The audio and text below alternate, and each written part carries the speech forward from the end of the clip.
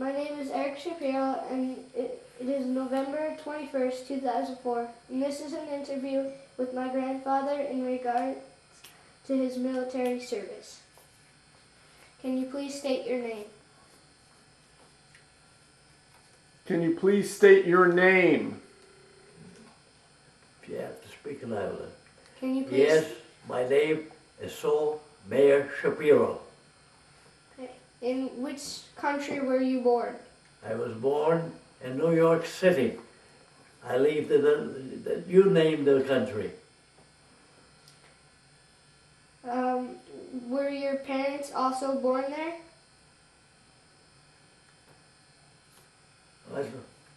Were your parents also born there? I'm sorry, I don't hear you. Were your parents born there also? Well, my parents, no. My father was born in Romania and my mother in Paris, France. Okay. When were you born and what year? I was born February 1915. Okay. Please tell us what war you fought in. Say that again? What war did you fight in? What war did I fight in? I was fought in what they called the Spanish Civil War, 1936 to 1939, but which I call the invasion, not I, but many other people call the invasion of Spain by Moorish troops from North Africa and by the Germans and Italians. Okay. Were you drafted or did you volunteer? I still don't understand. Were you drafted or did you volunteer? I volunteered Okay. together with about 3,000 other Americans. Okay.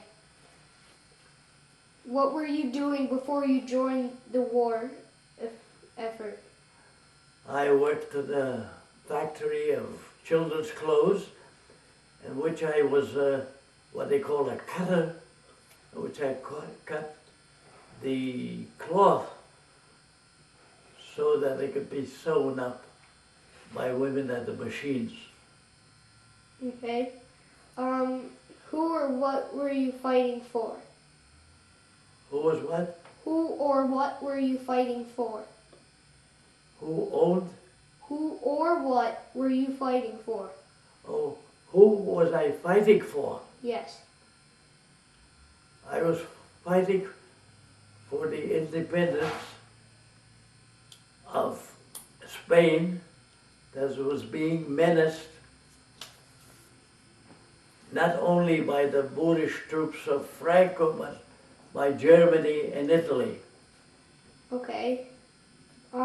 Did you unite? Did your unit have a name? Did my unit have a name? Yes. Yeah, of course it did. It was called the Abraham Lincoln Brigade. Okay. Whom were you fighting against and for what reason? Say that again? Who were you fighting against and for what reason?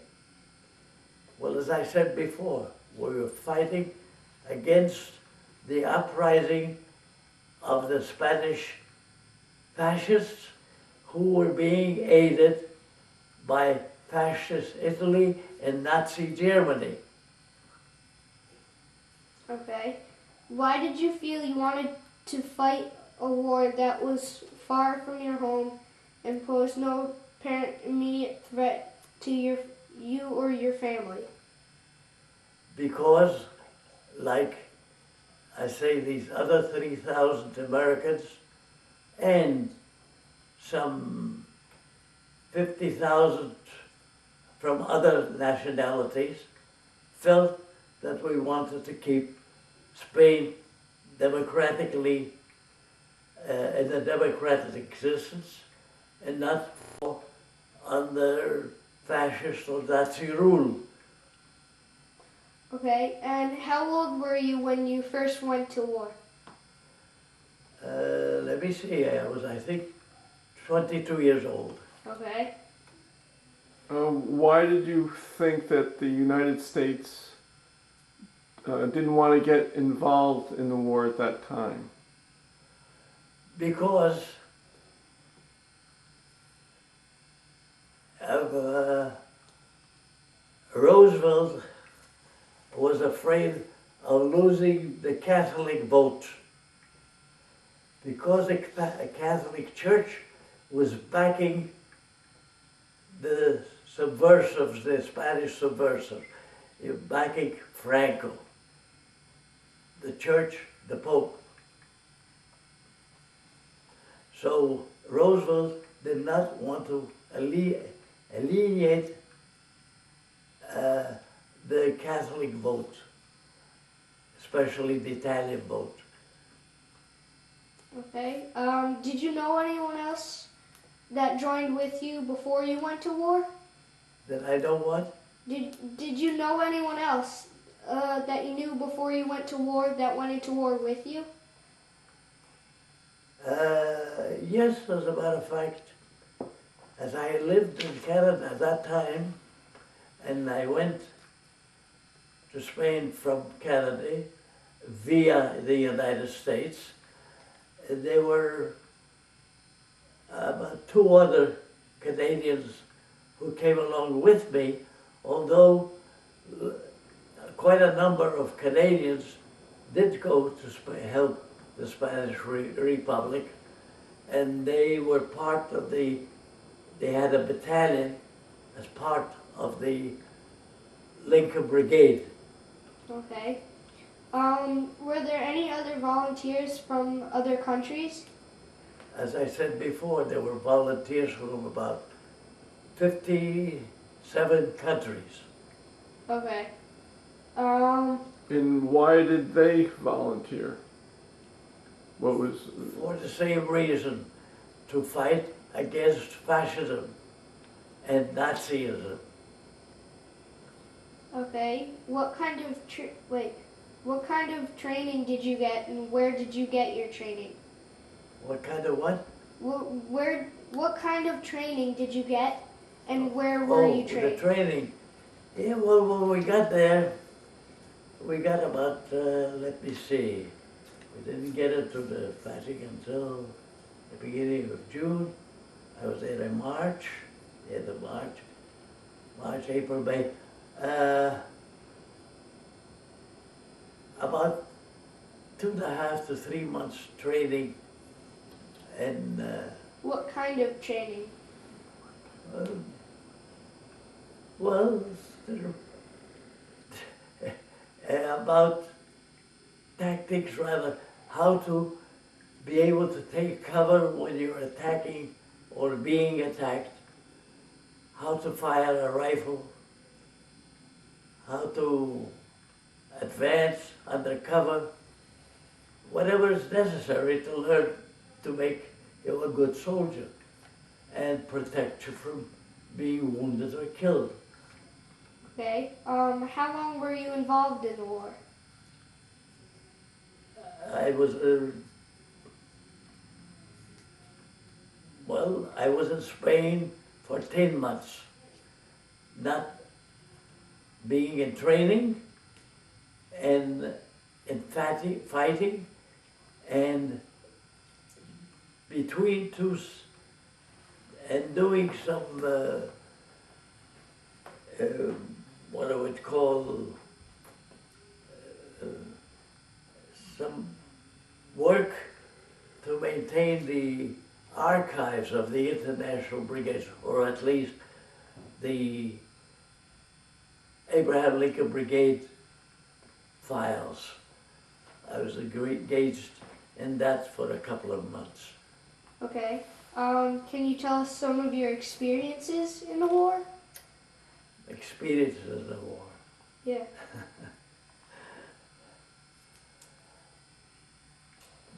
The thing that I can tell you, the war, the way it had been fought in Spain was different, I believe, was different than other wars. And the fact that we lacked the proper equipment, and because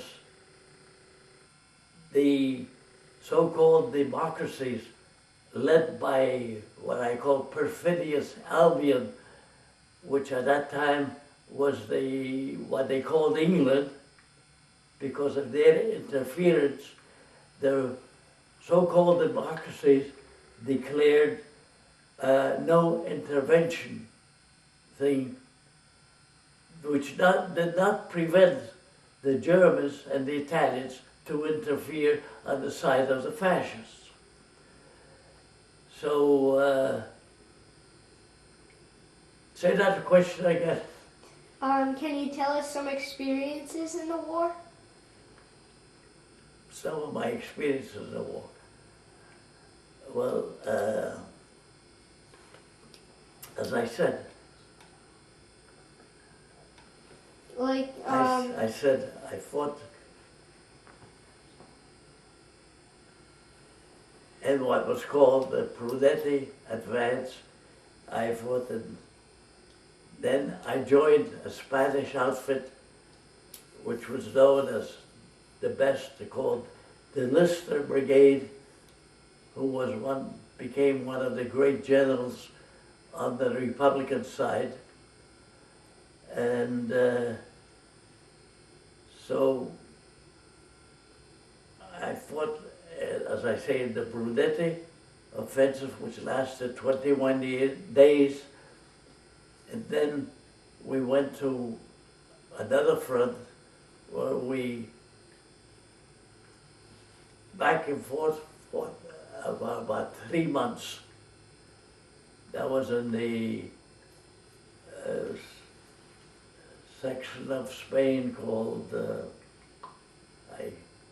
my memory fails me, but a well-known part of Spain. Soon I'll remember the name. Anyway, we were fighting in that zone for about 3 months. And from there, I went back to the base of the International Brigades, which was in a city called Albacete, where I was put in charge for a couple of months of the archives of the Canadians and other peoples. And I was there for a couple of months, and later on went back to the battalion, the brigade, and took part in the last engagements, which were when we crossed the Ebro to go back into the southern part of Spain. Oh yes, the one that I couldn't remember, that's 3 months, I was in the Aragon, in a place called the Aragon. okay. Were you wounded? Yes, I was wounded in the last offensive of the Republic, in a place called Villanueva.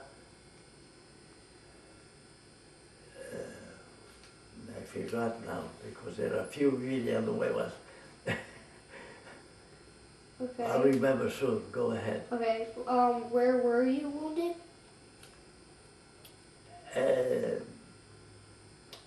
At that place, Villanueva. No, where on your person were you wounded? Huh? Where on your person, where on your body were you wounded? Oh, I had a bullet went through both lungs. Okay. And what was that like? Hmm? What was that like? What was it like? Were you taken to the hospital? Yeah, I was. They rowed me across the Ebro River to the other side, sent me to a hospital in Barcelona, where I was, I think, a couple of weeks, and then to recuperating place north of Barcelona, in a place that had formerly been a kind of a monastery.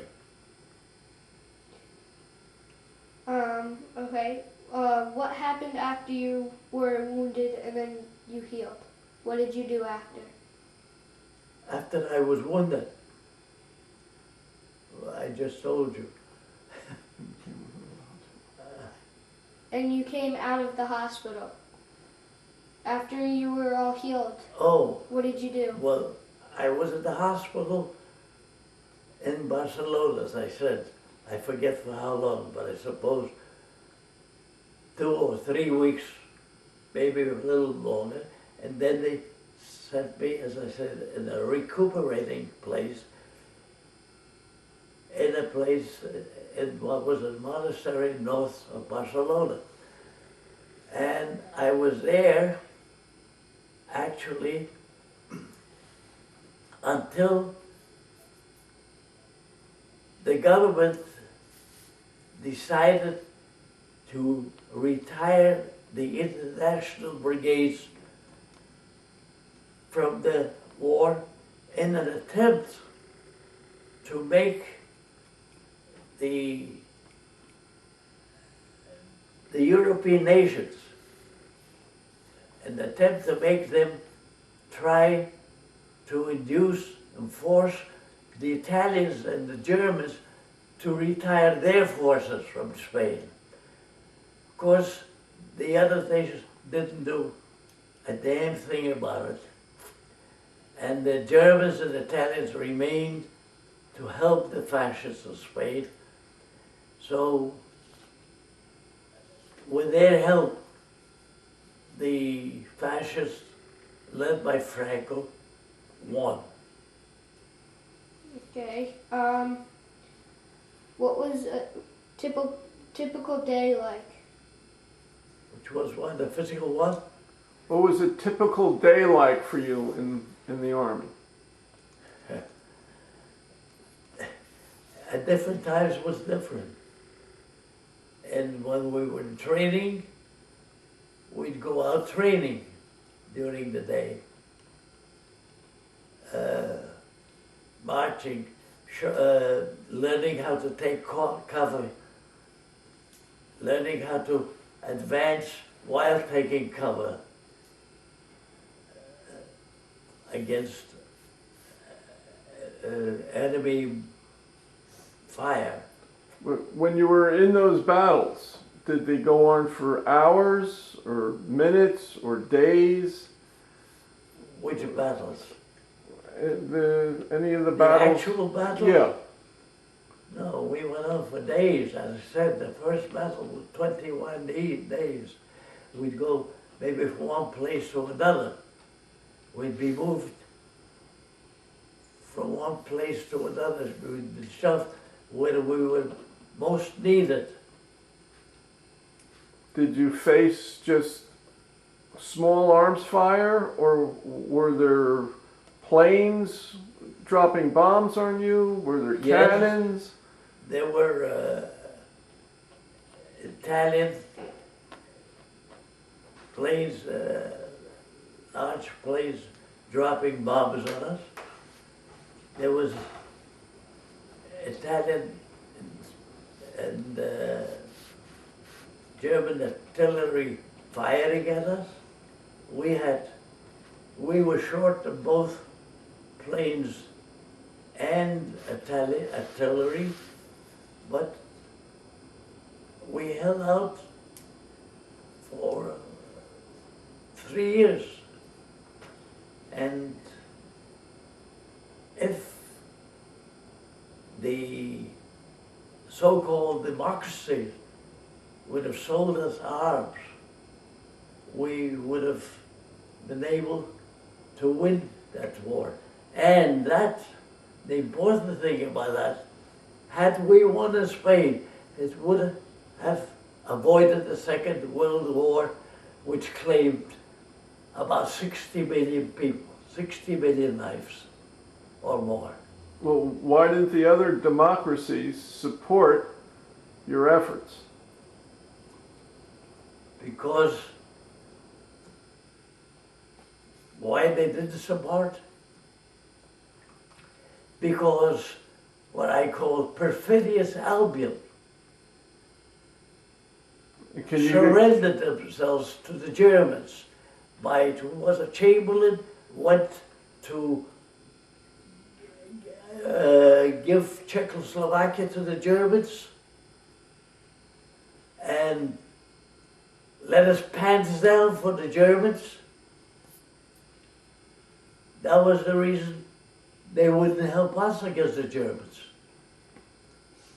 They were afraid that maybe we'll bring communism. And Spain wasn't communist. It was very liberal. The government was, workers had been liberal, slightly to the left, but certainly was not communist. But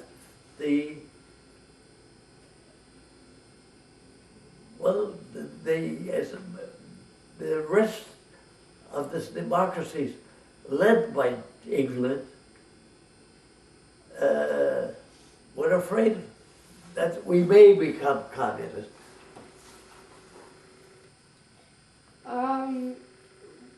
Did you get a lot of sleep during the war? Did I get what? Did you get a lot of sleep during the war?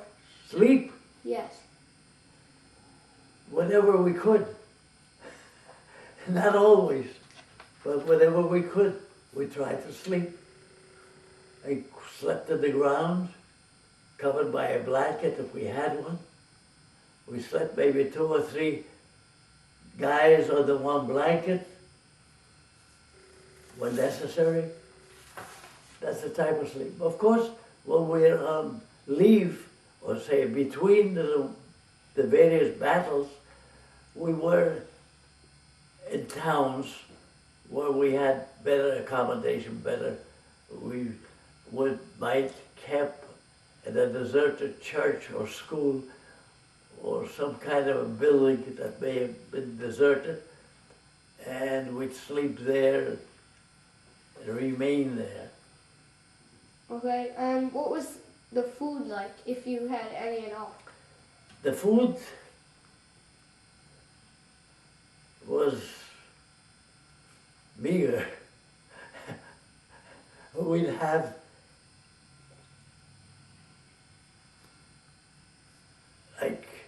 during a week, we would have 6 days of chickpeas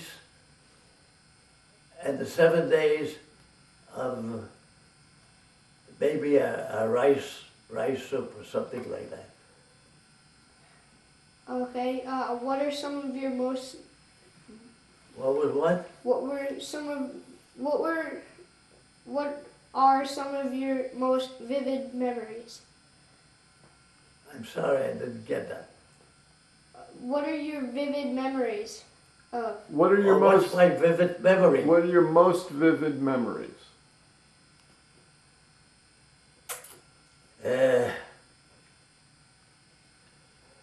My most vivid memory is between the various actions. Okay, And it consisted after the first actions of Brunetti, where they gave us a few days off and letting groups of us go into Madrid for 2 or 3 days. I passed by a place where they were selling fresh bread, and I lined up with the other people. It was rationed, and I lined up with the other people and came and asked for a bread because I hadn't eaten fresh bread and I don't know how long. So the one in charge there says, "I'd very much love to be able to give you a bread, but it's all with coupons. And we're responsible for a coupon for every bread. So it's impossible for me to give you a bread as much as I'd love to do it. So I went out, and the interesting thing is that a woman who was behind me and got herself a bread came out after me and offered me her bread. And I knew that she needed it. And I said, I can't accept it. I know you need it. She said, no, you must take it. I said, I don't want to take it. Well, anyway, she broke it up with half, gave me half and kept half. It brought tears to my eyes, that particular fact. Okay,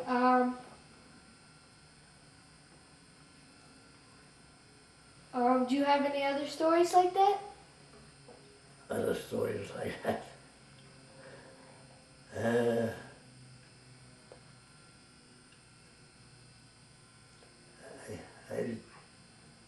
Offhand, I can't think of. I know we were well received in the towns where we trained or where we rested between battles. The people always treated us very nice. Many of them invited us to eat to their poor meals because everything was rationed. They didn't have much to eat altogether, but they'd invite us. You know, family will invite one or two of us, another family will invite some others, and so on. And in these towns, especially towns where we trained, where we rested, they were all extremely nice and welcomed us fervently. Okay, when you came back from the war, how were you looked upon? Were you looked upon as a hero or frowned upon? When I came back, what did I do? Or where did I go? No, when you were welcomed back from the war, were you looked upon as a hero or frowned upon? Oh, in the United States, there were some people who approved of us. As a matter of fact, during the war, while it was taking place, it is considered that over 70% of the American people were in favor of the Republic, as against less than 30% who were with the fascists. But President Roosevelt, who was president at that time, as I said before, afraid of losing the Catholic vote,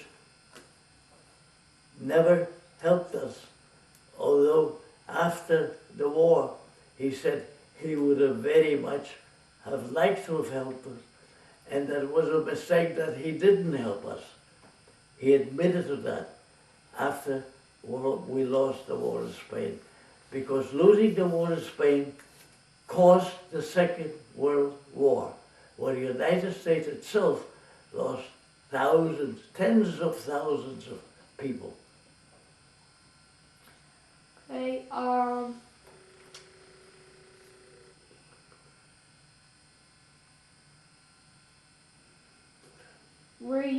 were you or any of the other volunteers questioned by the FBI about your interests? There was a time after the war when we in the United States, especially in what we called the McCarthy era, when there was this miserable senator by the name of McCarthy, who is later practically chased out by the other senators. He was censored.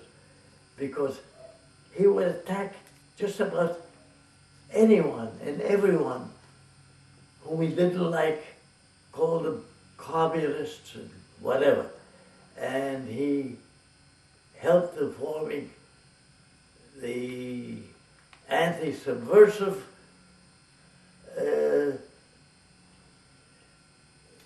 The Un-American Committee? the Un-American Committee, yes, etc., which later was dissolved, was a completely un-American act. It was decided later on. And because of this McCarthy, who was he himself a fascist, a number of our people, of the veterans who returned, were being persecuted. They had jobs, they were being, the FBI would call and say, this guy is a communist, throw him out, and they would lose their jobs. So they couldn't come to meetings, they couldn't get together. Others couldn't find jobs because of having been disrupted due to this McCarthy. Since I was in business for myself, I didn't have a problem. On the other hand, I helped about 3 veterans. I took them in, gave them jobs in my business. Okay, could you tell us about the reunion you attended in Spain 2001, where the Spanish government gave honorary citizenships to the veterans who fought on their behalf? What did he say?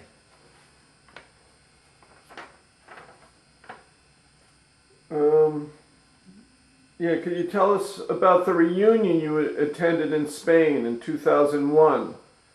Oh. When the Spanish government gave you and the other veterans the honorary citizenships. Oh, actually the honorary citizenship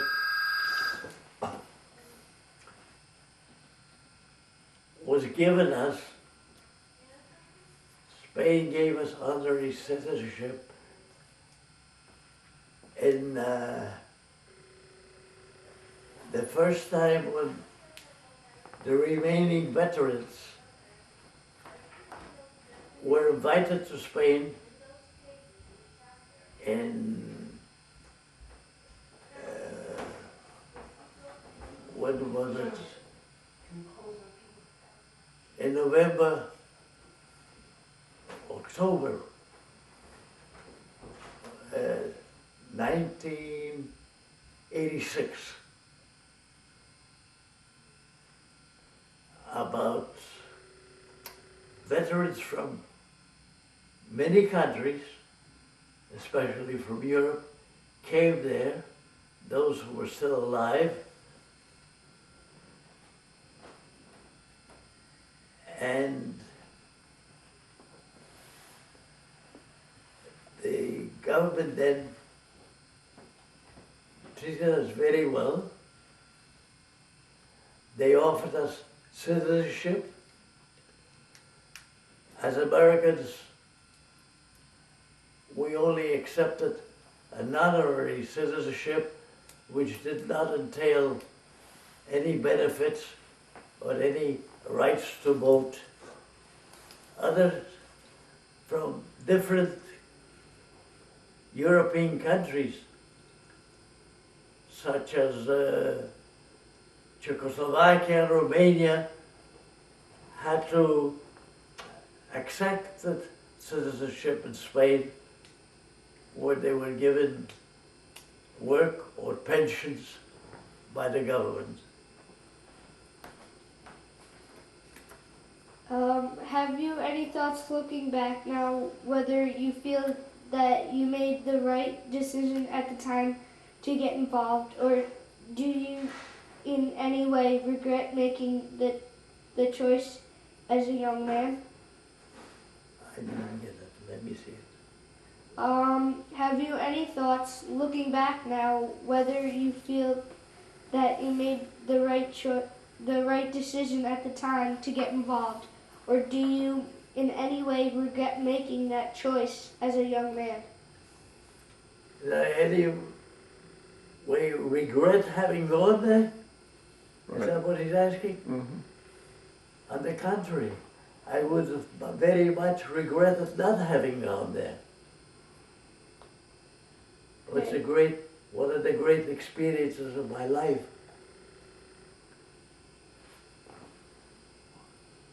Why?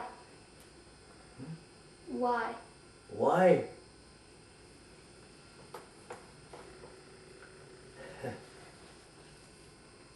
Because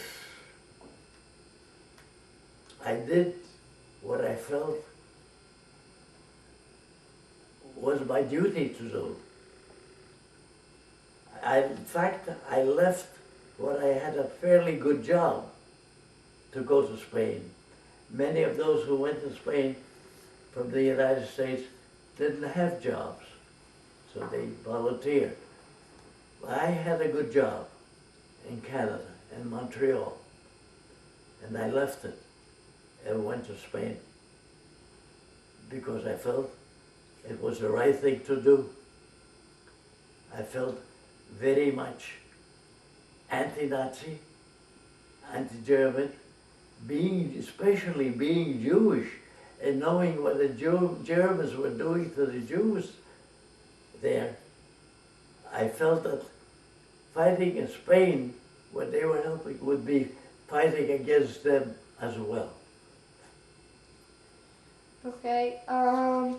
Again, looking back, do you feel that the concerns you felt at the time that drove you to join the war so far from home were valid?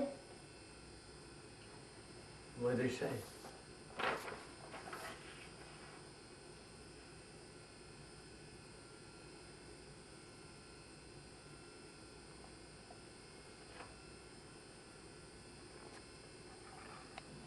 Thank you for your time for this interview and also for your service.